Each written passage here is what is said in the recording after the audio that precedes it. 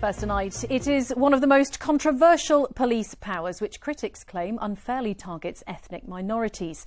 But the government is planning to increase the use of stop and search as it tries to stem the surge in knife crime. But one of our police forces is seen as the gold standard in how to do it properly. And today, Bedfordshire hosted a national conference on best practice. Our reporter Kate Bradbrook is there to explain. Kate. Yes, Bedfordshire Police has recently been praised for ensuring that stop and search is as fair and dignified as it can be. And it does that by using an independent panel made up of community members, and they meet 4 times a year to review footage.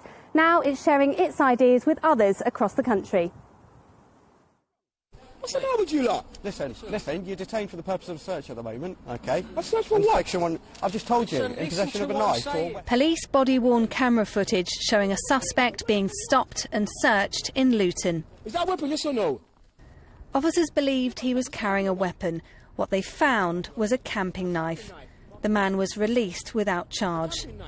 Stop and search is a controversial power, with some like Majid believing they're unfairly targeted because of the colour of their skin. There's no reason given. They just say, look, yeah, I was just random. But really, you know it's not random, you know what I mean? It's because you're Asian or you're black, you know what I mean? They think, oh, he's driving a nice flashy car, he must be up to something, selling drugs or whatever, you know what I mean? Today, Bedfordshire Police hosted officers from 30 forces to discuss stop and search and how it's scrutinised. The force has been praised for its good work, and today was a chance to share ideas and best practice.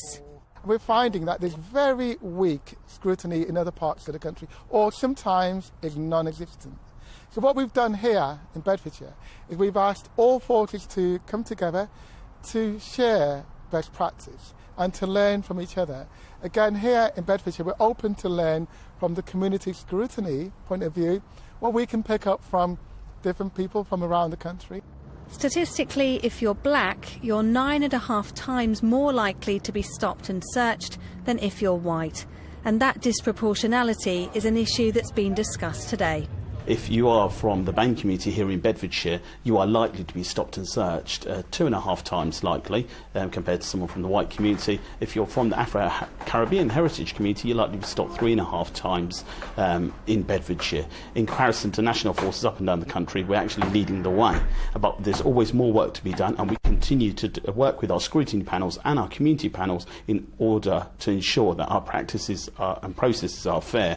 Bedfordshire was one of the first forces in the country to review footage like this using an independent community panel. The aim to ensure those being searched are treated fairly and with respect. The hope from today is that forces around the country will soon be following Bedfordshire's lead. Now, earlier this month, the government announced plans to make it easier for police to carry out stop and search to try to get a grip on knife crime. So with potentially more searches being carried out, it'll be more important than ever to have the local communities on their side. Kate, thank you. Next, if you want to